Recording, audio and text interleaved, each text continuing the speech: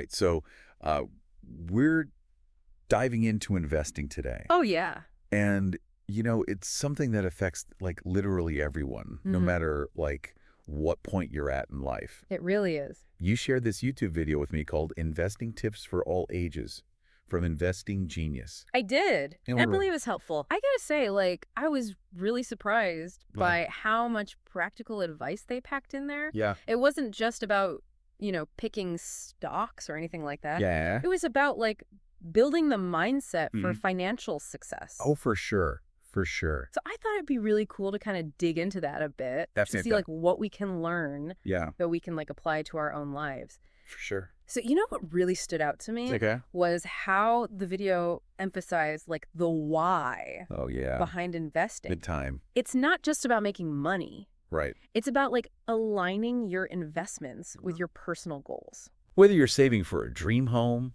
or early retirement or even funding like a passion project, Yeah, having that clear purpose absolutely. can make all the It difference makes a huge difference. in how you approach investing. It really does.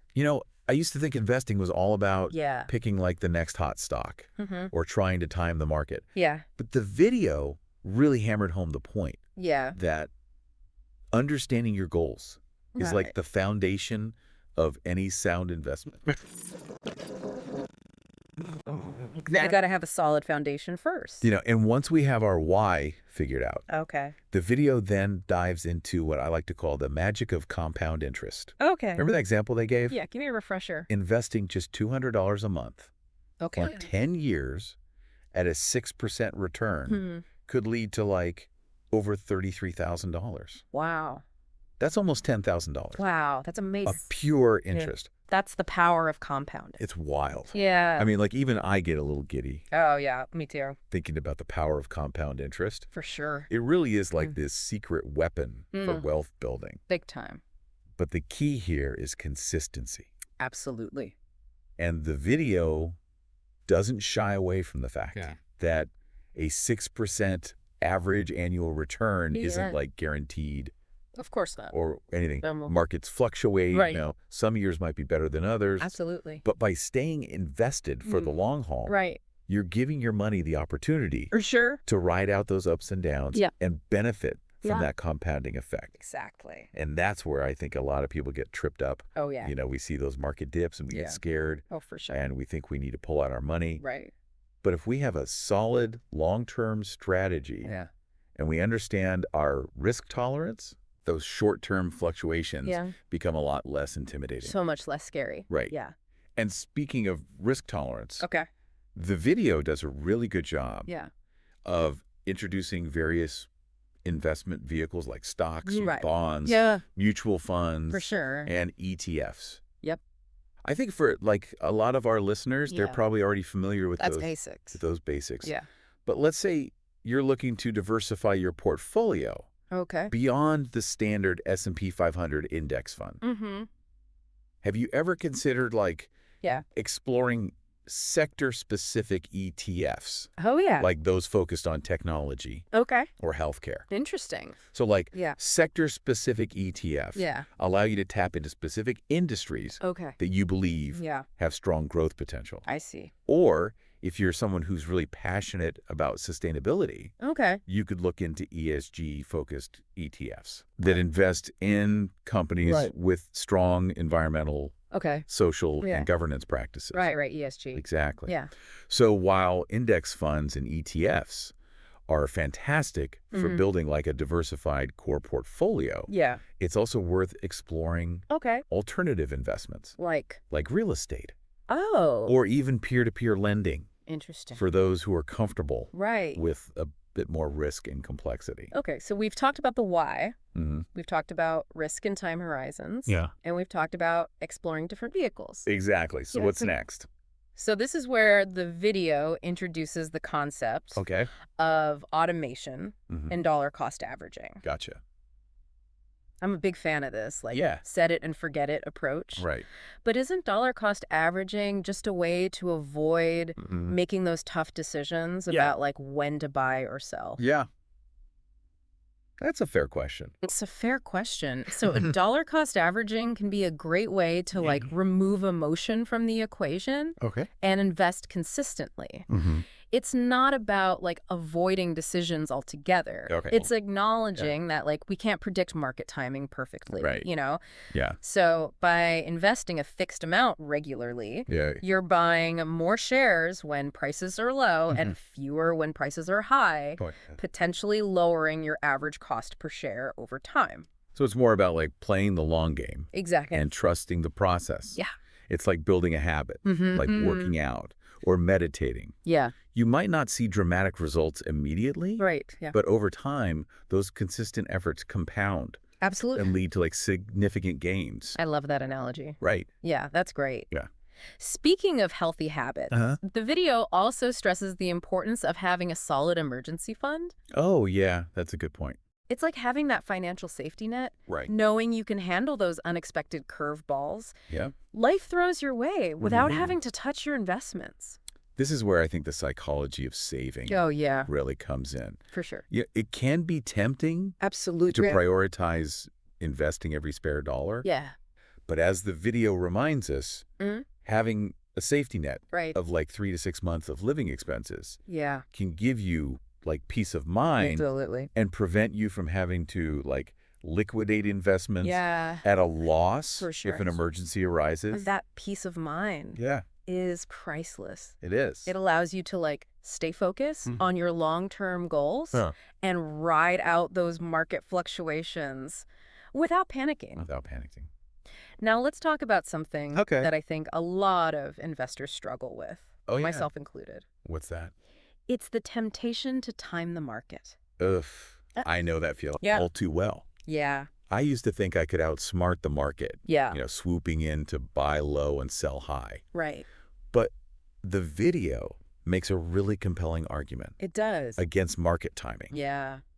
Emphasizing that like even seasoned professionals struggle to consistently predict those short-term swings. Impossible. Yeah, it's like trying to catch lightning in a bottle. It really is. So trying to time the market perfectly is often like a recipe for stress and missed opportunities. Absolutely. Instead, the video encourages like a long-term approach, focusing on building a diversified portfolio aligned with your goals and risk tolerance, and then letting time work its magic. Exactly. So I'm starting to see the theme here. Okay. Patience and consistency seem to be like the secret ingredients. They really are. To successful investing. Big time. But I'm also hearing that staying informed is crucial as well. Absolutely. So how do we balance staying up to date on like market trends without getting swept up in the daily drama? That's a great question. And it's a balancing act for sure. It is. The key is to focus on the fundamentals. Understanding the underlying factors that drive market movements rather than getting caught up in the noise of daily headlines. So instead of checking your portfolio every day and reacting emotionally to every blip, consider setting aside like dedicated time each week or month to review your investments, research potential opportunities, and rebalance if necessary. I like that. So it's about like taking a step back and looking at the bigger picture and not getting lost in the weeds of like the day-to-day. Exactly. So I think that's a really valuable insight. I think one of the most valuable things from this video is that it really emphasizes treating investing as like a continuous learning process. Oh, for sure. It's not about becoming an expert overnight. It's about like cultivating a growth mindset. Absolutely. And constantly seeking to expand your knowledge. And what's particularly important is it encourages viewers to like go beyond just setting up their investments and hoping for the best. It stresses the importance of like actively monitoring your portfolio and making adjustments as needed. So it's not just set it and forget it then? Not exactly.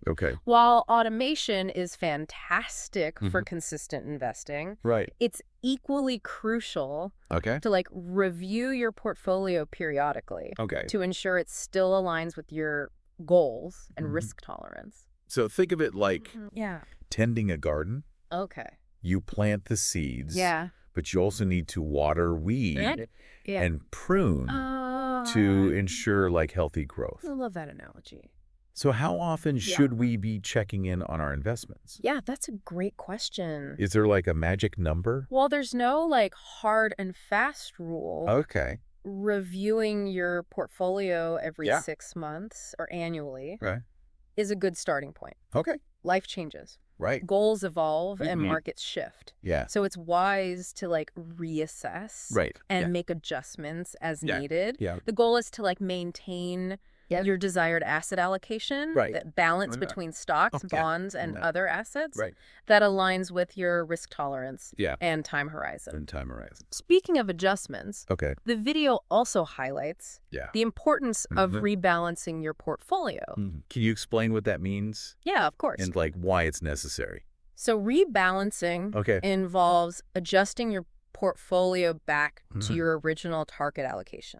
So let's say you started with a 70-30 split between stocks and bonds. 70-30. Over time, stocks might outperform bonds, shifting your allocation to like 80-20. I see. Rebalancing would involve like selling some stocks or buying more bonds to bring it back to that 70-30 target. So it's about maintaining that balance and discipline. Yeah. Even when certain investments are doing like exceptionally well. It's like resisting the temptation to chase those hot stocks. Yeah, to chase returns. Yeah. And just staying true to your long-term strategy. Like strategy. Precisely. Yeah. It's about taking a disciplined approach to manage risk and ensure your portfolio remains aligned with your overall goals. Now, there's another aspect the video touches on that I think is often overlooked. What's that? It's the impact of fees and taxes on your investment. Yeah. The silent wealth eroders. They really are. It's easy to get caught up in like the excitement of investing and forget about those seemingly small percentages, but they can add up over time they do. And make a significant dent in your returns. The big time. So when choosing investments, be mindful of expense ratios. Those annual fees charged by mutual funds and ETFs to cover operating expenses. Opt for low-cost options whenever possible. So like go for the lower fees. Lower fees are your friend. Whenever possible. It might not seem like much in the short term, but over decades, those small percentage differences can make a huge impact on your final returns. It's like that saying, take care of the pennies and the pounds will take care of themselves. I love that. Small savings can compound into big gains over time. Over time, Absolutely. And don't forget about taxes. Oh, yeah, huge. Holding investments in tax-advantaged accounts, like IRAs or 401k, can significantly enhance your returns. Big time. These accounts offer like tax benefits, like deductions on contributions and tax-deferred growth, meaning you don't take taxes on your earnings until retirement. Exactly. It's a game changer. That's huge. Especially for those with a long time horizon. It's like getting a bonus from the government for saving for your future. It's a smart way to maximize your investment growth and make your money work harder for you. Let's circle back to the emotional side of investing. We talked earlier about avoiding market timing.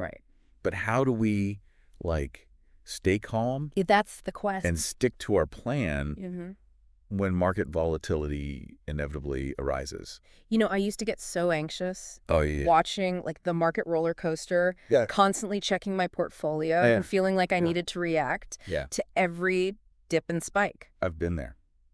But the video's emphasis on staying informed without overreacting really resonated with me. Yeah, it's about finding that balance between staying engaged with the market and avoiding impulsive decisions based on fear or FOMO, that fear of missing out. You know? So how do we strike that balance? That's a great question. What's the key to staying